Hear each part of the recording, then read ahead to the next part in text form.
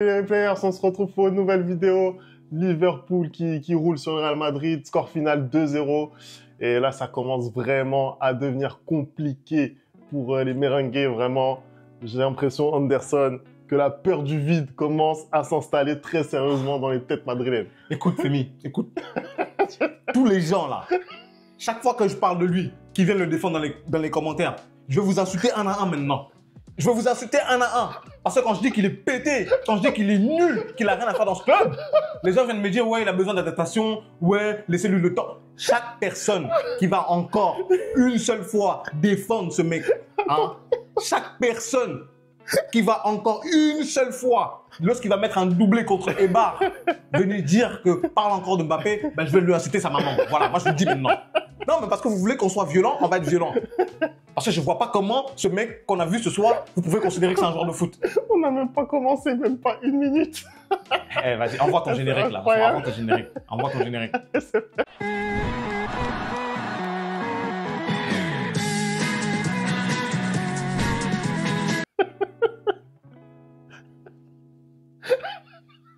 Tu ris quoi? Tu ris quoi? Là, commence la vidéo, frère. C'est un truc de ouf, allez. En vrai, il y a vraiment... Toi, tu ris comme si ton club avait gagné hier. C'est vrai en plus. Toi, t'es 25e, hein. Moi, je suis 24e et je suis qualifié pour l'instant. Toi, t'es 25e, frère. Oublie pas. Je suis même derrière ça. Oublie pas. Bref, en tout cas, le Real qui est vraiment dans la difficulté. Sincèrement, on voit déjà le premier ballon, la première action, premier ballon perdu par Kylian. On se dit que la soirée va être compliquée.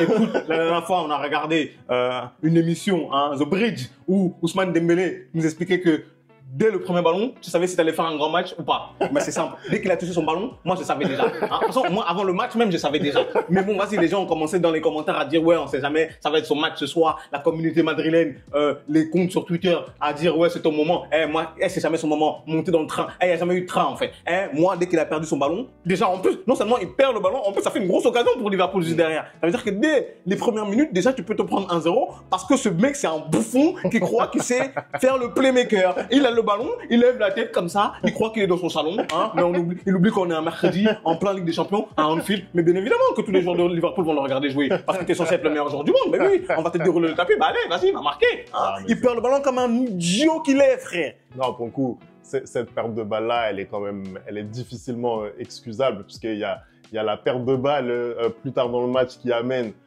au penalty loupé par Mohamed Salah, mais pour le coup, la toute première perte de balle, elle peut mettre ton équipe dans la sauce. Là, c'est compliqué. Hugo, ce soir, hein, il a perdu 16 ballons. Il a réussi 15 passes. Tu te rends compte ou pas? Il a perdu 16 ballons. 16 ballons. Comment tu peux, en tant que numéro 9, il y a des occasions, hein, franchement, il y a des occasions en transition où il fait tellement des mauvais choix. La deuxième mi-temps, elle commence. Il prend un ballon sur le côté gauche. Brahim, il lui fait un appel magnifique. Il fait la passe là-bas, il perd le ballon. Oui. Il a fait que ça ce soir. Perdre le ballon, occasion pour Liverpool. Il pue la merde. Hein, franchement, la dernière fois, hein, on va dire, on se sait tous, hein, on connaît, on voit les mêmes vidéos et tout. Il y a un vieux père un jour qui a dit à un monsieur, hein, dans un match de district, quand tu es nul à ce point-là, reste chez toi, dors et réfléchis beaucoup. Reste chez toi, dors et réfléchis beaucoup. Parce que quand tu arrives à ramener tes problèmes sur le terrain, c'est que tu n'as rien à faire là. Je te jure que ce soir, on joue ce match à 10 contre 11, c'est la même chose. C'est la même chose, Femi. C'est la même chose. On joue ce match à 10 contre 11, c'est la même chose parce qu'il n'a servi à rien techniquement, tactiquement. Il a même empêché les attaques de se faire. Parce qu'il se prend pour qui il n'est pas. Je l'ai dit ici sur cette chaîne que c'était un mauvais recrutement. Les gens me sont tombés dessus. Mais comment vous voyez pas les signes? Mais c'est fatigant de connaître le foot. Comment vous voyez pas les signes? Non, après, pour le coup, sur ce match-là, forcément, vu la presta qu'il te livre, c'est compliqué de te contredire. Tu vois ce que je veux dire? Peut-être que même la presta durant le Classico, elle te donne un peu plus d'espoir.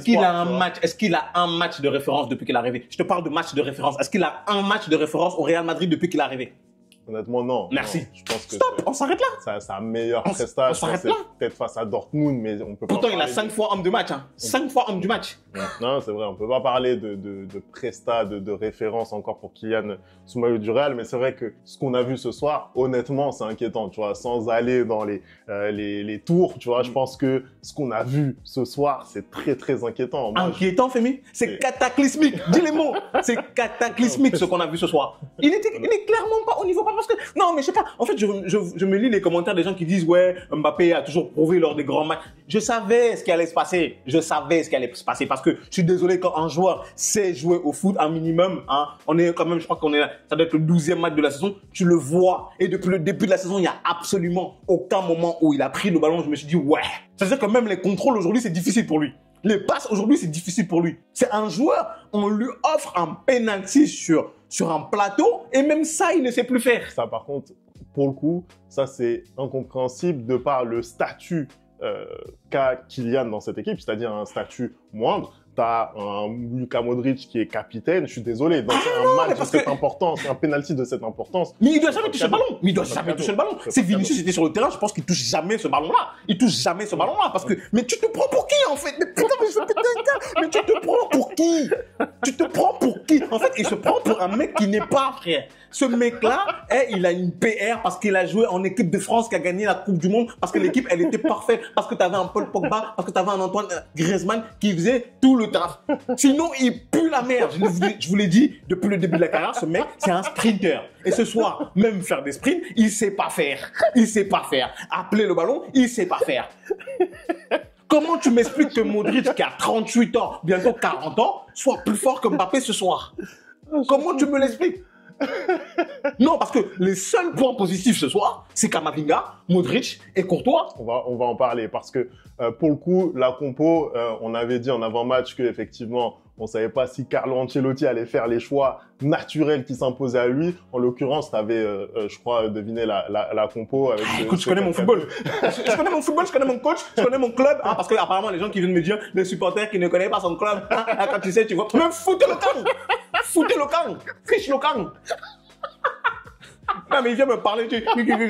Je connais mon club, contrairement à vous, en fait. Je suis pas là juste à applaudir pour tout et pour rien. Je connais mon club. Et moi, ce que j'allais faire comme analyse notamment de cette première période, c'est-à-dire la compo de départ et ce qu'on a vu du Real, honnêtement, ça a plutôt bien défendu parce que Liverpool a mis quand même du rythme, notamment en début de match sur les 15 premières minutes. J'ai trouvé, honnêtement, au fur et à mesure que la première période avançait, les ressorties de balles étaient de plus en plus nombreuses pour le Real, notamment sur l'impulsion de Kamavinga, qui, pour moi, jusqu'à sa blessure, fait un match incroyable. Bah, écoute, justement, la formation qu'il a mis, hein, c'est un peu celle qui était attendue, avec le nombre stratosphérique de blessures qu'on a depuis la saison. En plus, aujourd'hui, tu rajoutes Kamavinga là-dedans. Vraiment, j'en peux plus. On n'a qu'à prendre cette saison et la jeter à la poubelle, comme j'ai dit la semaine dernière. Mais c'est pas grave. Bref, la première mi-temps, en effet, malgré le fait que Liverpool a mis une grosse intensité, tu arrivais à ressortir le ballon de manière technique parce que tu es quand même le Real Madrid. Mais moi, ce qui m'a déçu, c'est que cette ressortie de balle était beaucoup trop lente. Hein, les phases de transition étaient beaucoup trop lentes. C'est-à-dire que quand on montait vers l'avant, il y avait personne qui demandait le ballon parce que ton numéro 9 qui joue à gauche, il fait pas d'appel en profondeur, en fait. Et puis même, il y a énormément de joueurs qui m'ont déçu dans la transition. Un Arda Güler, par exemple, que j'arrête pas de militer pour qu'il soit titulaire. Je suis désolé. Ce soir, je pense qu'avec ce qu'il a fourni ce soir, il va plus jamais voir le terrain avec Ancelotti. Hein. Ah non, clairement, il va plus jamais voir le terrain avec Ancelotti et ce sera de sa faute. Après, non, ce soir, c'était pas évident. Je suis désolé, ce soir, il fait énormément les mauvais choix. C'est-à-dire que plein de fois, il monte en contre-attaque, Brahim lui fait une proposition et il fait le mauvais choix. Ce soir, il n'est pas dans son match. Bellingham, même pareil. Ce soir, dans la remontée de balle, il est très bon, mais ce soir, il fait pas un bon match. Faut dire la vérité. Aujourd'hui, le seul qui arrive à proposer quelque chose, le seul qui fait quelque chose dans ce milieu de terrain, c'est Kamavinga et Modric. Hein. Sinon, tout le reste, c'est zéro. Je suis désolé, c'est zéro. C'est-à-dire que, ok, la formation de base était bien, hein, mais ils n'ont pas réussi à faire quelque chose de cette formation-là. Ils n'ont pas réussi à, encore une fois de plus, à imposer ce qu'ils voulaient faire. Et tu te retrouves en manque d'idées offensives. Tu te retrouves, en fait, parce que plein de gens nous disaient avant, hein, sa secte là, Mbappé, la secte qu'il a ramenée du PSG, qui vient au Real maintenant, que il sera libéré de Vinicius, qui va mieux prendre son côté gauche, hein, je suis désolé, je l'ai dit, j'attends pas Mbappé contre des vieux clubs en Liga. Non, j'attends là. Et ce soir, on a vu son niveau. En fait, moi, j'en ai rien à foutre que, ce week-end, s'il veut, il met un quadruplé, j'en ai rien à foutre. Je vais insulter sa maman. J'en ai rien à foutre. Il peut mettre 5 buts ce week-end, j'en ai rien à foutre. Je vous le dis clairement. Parce que c'est un mec qui n'a rien à faire dans mon club. Et je le redis encore. Il n'a rien à faire au Real Madrid. Ce joueur n'a tellement pas l'ADN du Real Madrid. C'est-à-dire qu'il est nul. Techniquement, tactiquement, il est nul. Il pue la merde, en fait. Je vois des trucs qui disent que le problème n'est plus mental, le problème n'est pas dans les jambes, c'est mental. Le problème il est mental, il est dans les jambes, il est partout. Quand tu es au Real Madrid et que tu sais même pas, il fait des contrôles, même Colomani devant, il lui apprend à faire un contrôle. Colomani lui apprend à faire un contrôle. Frère, il fait des contrôles, la balle elle va à 15 km, frère. On dirait qu'il a des Timberland sur le pied. Tu me parles de quoi en fait? Tu parles de quoi? Putain. Ça c'est un joueur qui mérite de porter le numéro 9 au Real Madrid. Mais devant Dieu maintenant, je le change 10 millions de fois contre Rosselló. Là tout de suite, là, tu me dis que tu perds Mbappé, tu prends Rosselló, je signe. Mais moi, il m'apporte quoi en fait? Il m'apporte quoi? Rosselló, c'est un attaquant de métier, il sait faire au moins ce qu'il a à faire en tant que numéro 9. Mais bon, en tout cas, on l'attendait sur le côté gauche Kylian, et c'est vrai que ça a été très compliqué. Après, c'est vrai, je suis d'accord sur la production offensive du Real, ça a été compliqué.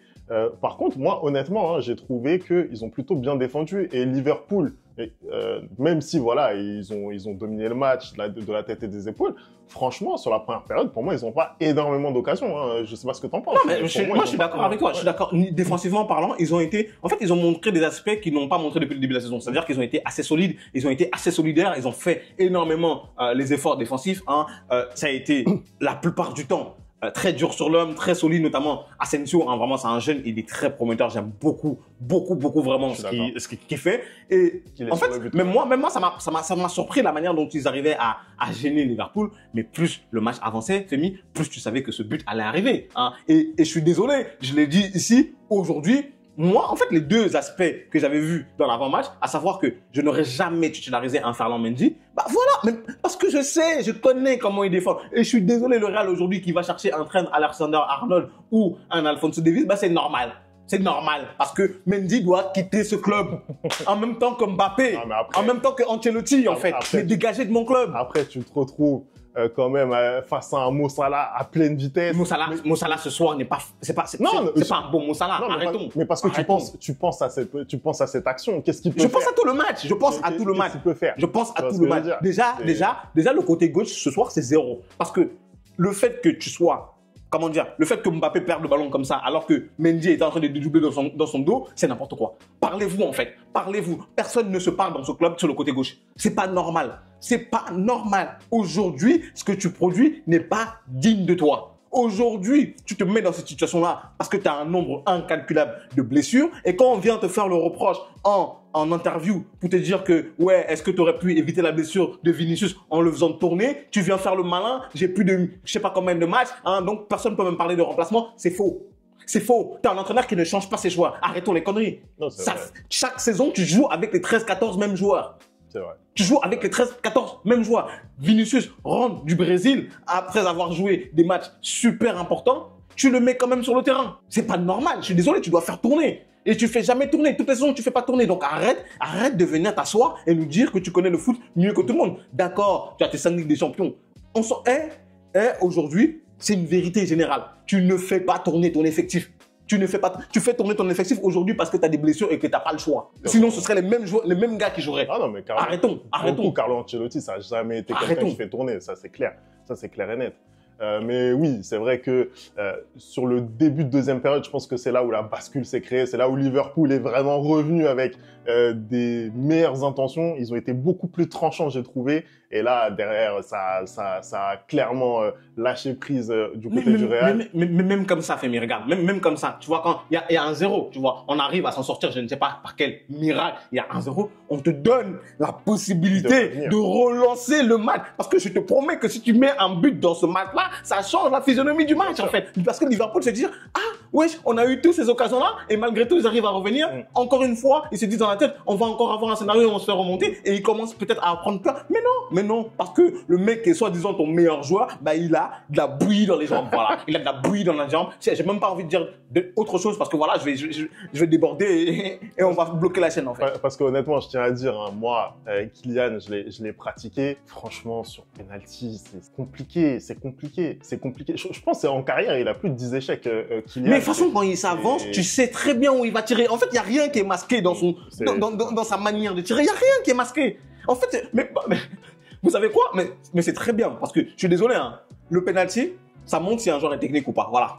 Voilà, un penalty, ça te montre si un joueur est technique ou pas. Et le fait que ce mec rate autant les penalties, bah, ça veut tout dire. Ça veut tout dire. Parce que quand il s'avance pour tirer, tu vois un mec, tu vois, il faisait le malin avec Guendouzi, tu tires avec la peur. Bah voilà, tu vois un mec qui tire avec la peur.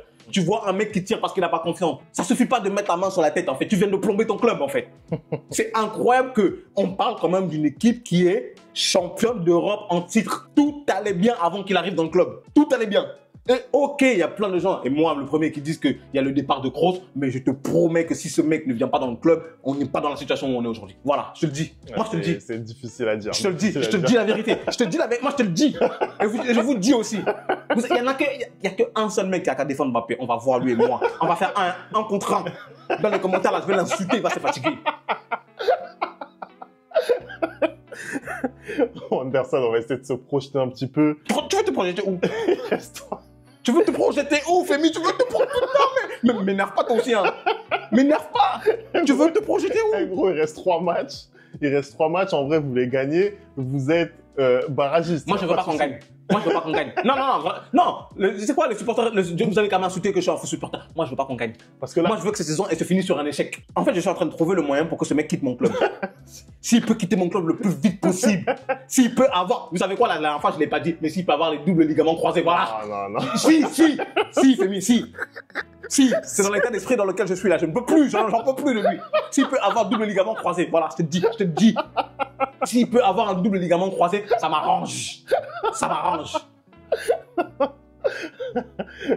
Mais effectivement, le prochain match, c'est chez l'Atalanta Bergame. Et là, encore une fois, ça risque d'être très, très compliqué. On a vu ce qu'ils ont fait cette semaine en Ligue des Champions. Comment tu vois les choses? En sachant qu'on essaie un petit peu de remettre dans le contexte. Et tu t'en avais parlé après le Classico. C'est vrai que le Real Madrid, aujourd'hui, ils sont malgré tout en lice partout, tu vois ce que je veux dire? En Liga, non mais il faut se dire la vérité, en Liga, ils sont dans le match, tu vois ce que je veux dire? 4 points de retard, un match de plus à jouer.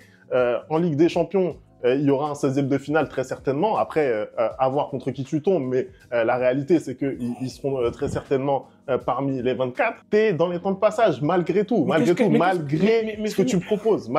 Mais qu'est-ce que t'en sais qu'ils vont être dans les 24? Aujourd'hui, qu'est-ce qui te montre que cette équipe peut battre l'Atalanta? Aujourd'hui, qu'est-ce qui te montre que même si le début de saison de Salzbourg est compliqué et que voilà, ils sont au fond du trou en Ligue des Champions, qu'est-ce qui te montre que tu peux battre Salzbourg? Qu'est-ce qui te montre que tu peux battre même Brest?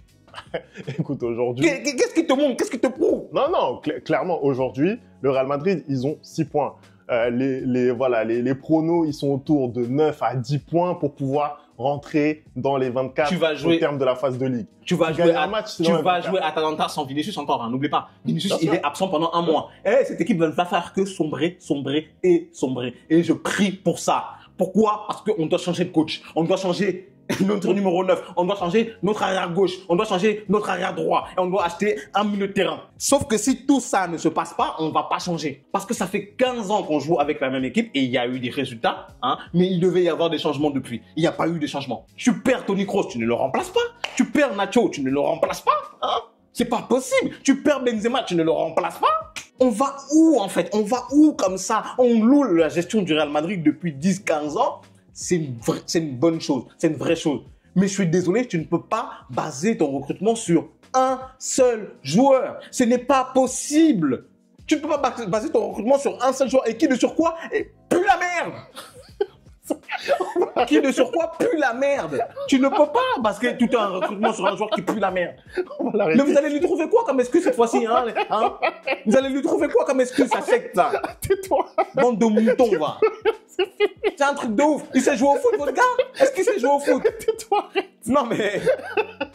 Allez, merci d'avoir regardé cette vidéo. On n'oublie pas les bonnes habitudes, @le replay foot. J'espère que vous vous êtes régalés autant que moi à écouter vraiment les Jérémia d'Anderson. Dites-nous tout ça dans les commentaires et on se retrouve très très vite pour une nouvelle vidéo. Ciao!